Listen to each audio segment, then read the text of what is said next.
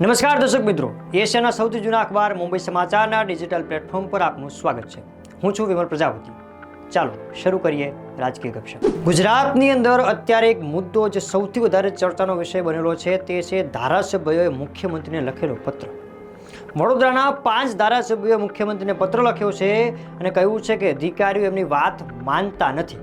હવે આ મુદ્દો રાજકીય ગરમાવામાં મહત્વનો ભાગ ભજવી રહ્યો છે. 5 ધારાસભ્યો જે પત્ર વાયરલ કર્યો હતો એ સોશિયલ મીડિયામાં વાયરલ થયો. એના પર કોંગ્રેસ અને આપના ઘણા બધા નેતાઓએ સરકારને ઘેરવાનો પ્રયત્ન કર્યો. એટલું જ નહીં, પણ હવે એક બીજા ધારાસભ્ય, જે આ 5 ધારાસભ્યોમાં એમાં જ એમનું નામ છે કેતન ઈમાનદાર, સાવલીના ધારાસભ્ય છે, તેમણે ફરી પૂર્ણ પુરાવા સાથે મેદાનમાં ઉતરવાની ધમકી આપી છે. તેમનું કહેવું છે કે જે પણ બેઠકો થાય છે એમાં અધિકારીઓ એમની વાતો સાંભળતા નથી અને એમની પાસે એમના લેખિત પુરાવા છે. હવે આ કેતન ઈમાનદાર જે ધારાસભ્ય છે એ ક્યારે મેદાનમાં ઉતરશે એની મને પાક્કી જાણકારી નથી. ભાજપના દિગ્ગજ નેતા અને કેન્દ્રીય મંત્રી CR પાટીલ પોતાના નિવેદનને લઈને ચર્ચામાં રહેતા હોય છે. આ પહેલાં પણ શિવાજી બાબતે આપેલા નિવેદનને કારણે એવો ટ્રોલ થયા હતા અને ફરી અત્યારે એક એવું નિવેદન આપ્યું છે કે કોંગ્રેસ એમને ઘેરવાનો પ્રયત્ન કરી શકે છે. જીરામજી યોજના મુદ્દે એમને કોંગ્રેસ પર વાક પ્રહાર કર્યો છે. જે યોજનાનું નામ પહેલાં મનરેગા હતું એમાં અપડેટ કરીને નામ બદલવામાં આવ્યું અને નામ કરાયું જીરામજી. આ યોજના બાબતે CR પાટીલે વાક પ્રહાર કર્યા છે કે કોંગ્રેસ પાર્ટી મહાત્મા ગાંધીનો આદર કરતી નથી. CR પાટીલનું કહેવું છે કે મહાત્મા ગાંધીએ જ્યારે અંતિમ શ્વાસ લીધા ત્યારે એના શબ્દો હતા રામ, અને આ યોજનાનું નામ એના ઉપરથી પાડવામાં આવ્યું છે. પણ કોંગ્રેસ ગાંધીજીના આદર્શો અને એના નામનું ક્યારેય સન્માન કર્યો જ નથી.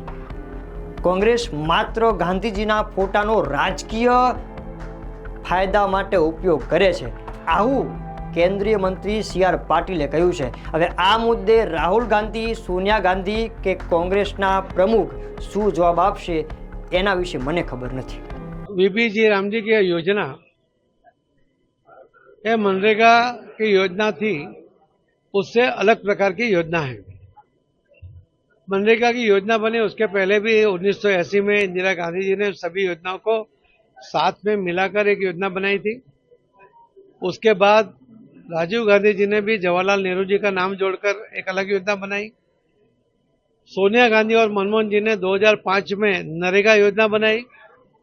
बाद में उन्होंने उसी योजना को मनरेगा का नाम दिया, मगर उसके अंदर हाथ से होने वाला काम, माटी काम, खुदाई वगैरह ही कामों को आमेज किया गया था. पूरे देश में मजदूरी उत्पन्न हो इस प्रकार की ये योजना थी. हमारे देश में जो लोगों का टैलेंट है, जो कौशल्य है, उसका उपयोग करने के लिए उन्हें कोई मदद इस योजना से नहीं मिलती थी. उस योजना में 100 दिन का काम मिलता था. जी राम जी में 125 दिन का काम मिलेगा. मनरेगा में 15 दिन के बाद पैसा मिलता था. जी राम जी में 7 दिन में पैसा मिलेगा.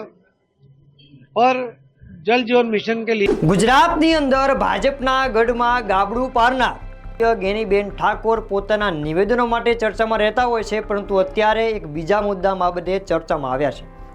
ગેનીબેન ઠાકોરે પોતાના સોશિયલ મીડિયામાં એક વિડીયો શેર કર્યો છે જેમાં તેઓ સ્કુબા ડાઇવિંગ કરતા જોવા મળી રહ્યા છે. હિન્દ મહાસાગરની અંદર જે લક્ષદ્વીપમાં એવો એક પ્રવાસે જાય છે, એક મિટિંગે જાય છે, ત્યાં અધિકારીઓ સાથે બેઠક થાય છે. અહીંયા જે દરિયાઈ જીવો હોય છે એમને નજીકથી નિહાળી રહ્યા હોય એ રીતનો એક વિડીયો અત્યારે સોશિયલ મીડિયામાં અપલોડ કર્યો છે.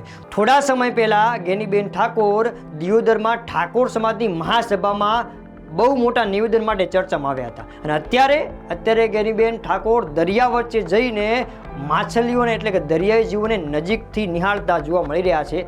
જુઓ આ વિડીયો.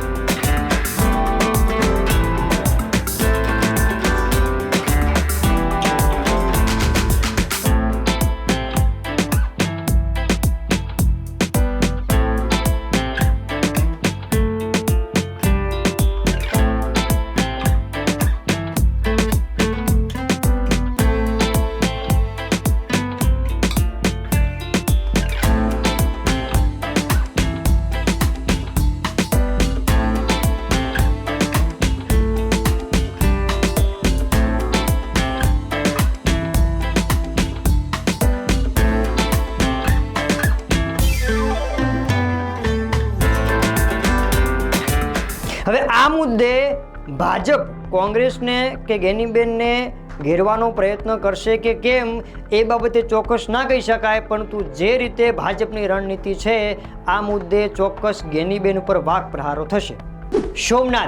સોમનાથ હિન્દુ ધર્મનું એક મોટું આસ્થાનું કેન્દ્ર રહ્યું છે અને અત્યારે સોમનાથ સ્વાભિમાન પર્વની ઉજવણી થઈ રહી છે. આક્રાંતોએ સોમનાથ પર હુમલો કર્યો એને 1000 વર્ષ પૂરા થઈ ગયા છે. આક્રાંતો બધાએ મરીને માટીમાં ભળી ગયા, પણ સોમનાથ આજે પણ અડીખમ છે. અને સોમનાથની અંદર 3000 ડ્રોનનો એક ભવ્ય ડ્રોન શો યોજાયો. આ ડ્રોન શોની અંદર અલગ અલગ પ્રતિબિંબો આકાશમાં જોવા મળ્યા. અરબ સાગરની અંદર આજે ડ્રોન શો યોજાયો, એમાં શિવલિંગ જોવા મળ્યું, એમાં સોમનાથ જોવા મળ્યા, એમાં સરદાર પટેલ જોવા મળ્યા, એમના ત્યાંના સૈનિકો જોવા મળ્યા, એમાં ડમરું જોવા મળ્યું. અને ખાસ વાત તો એ છે કે આ શોની અંદર નરેન્દ્ર મોદી પણ જોવા મળ્યા. હવે આ દરેક વાતનું સમન્વય એ સોમનાથના ડ્રોન શોમાં સમાવેશ કરવામાં આવ્યો છે, જેની ચર્ચા ચારેકોર થઈ રહી છે. ગુજરાતમાં તો સોમનાથની ચર્ચા થઈ રહી છે, પરંતુ ભારતમાં પણ સોમનાથ મંદિરની અત્યારે ચર્ચા થઈ ગઈ છે. જ્યારે રામ મંદિરની સ્થાપના થઈને રામ મંદિરની પ્રાણ પ્રતિષ્ઠા થઈ ત્યારે કોંગ્રેસે ભાજપ પર ઘણા બધા પ્રહારો કર્યા હતા, પરંતુ આ મુદ્દે શું કોંગ્રેસ કોઈ પ્રહાર કરશે કે નહીં એની ખાતરી આપી ન શકાય. અત્યારે બસ આટલું જ. એક નવા રાજકીય વિવાદ સાથે, નવી રાજકીય ગપસપ સાથે ફરી મળીશું. ત્યાં સુધી મુંબઈ સમાચારની દરેક સોશિયલ મીડિયા ચેનલને લાઇક કરવાનું, શેર કરવાનું અને કોમેન્ટ કરવાનું ના ભૂલતા. નમસ્કાર.